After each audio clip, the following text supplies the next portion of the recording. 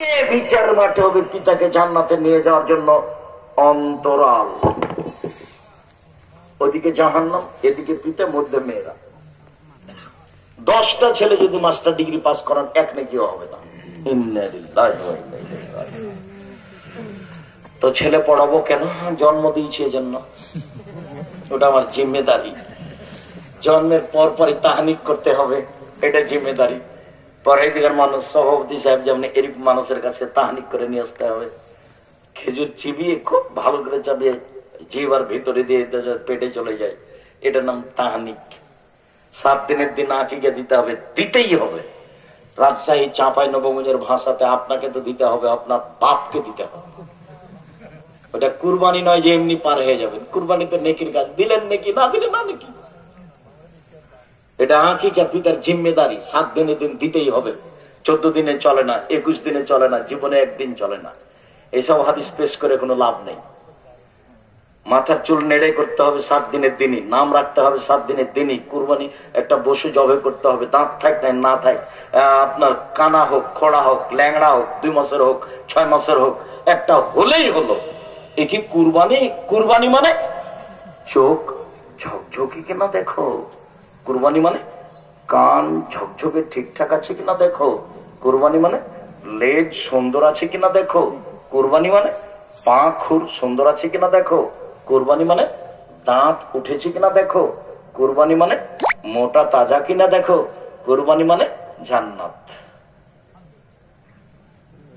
বড় বড় জান্নাত পাওয়ার মাধ্যম তার একটা হলো কুরবানি। তো আপনি এখন ভাগে কুরবানি দিবেন, তা আমি আর কি করতে পারি? টাকা আছে, রাজস্থান থেকে নিয়ে এসে উট কুরবানি দেন। টাকা কম আছে, গরু দেন। টাকা কম আছে, খাসি দেন। টাকা কম আছে, ছাগি দেন। টাকা কম আছে, ভেড়া ভেড়ি দেন। ভাগে কে দিতে বললো? আমি কোনোদিন বলিনি। আমি 90 সাল থেকে মাঠে আছি, আলহামদুলিল্লাহ।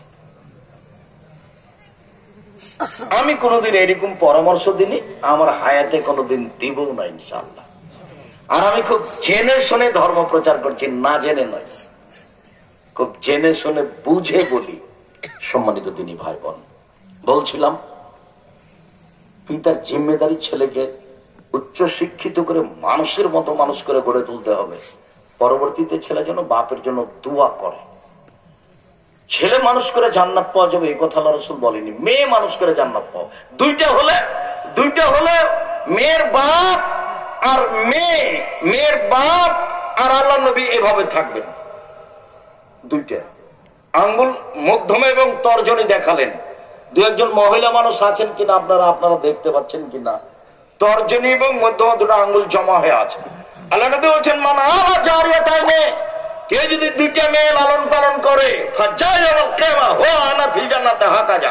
তাহলে বিচার মাঠে আমি ওর জান্নাতে আসবো।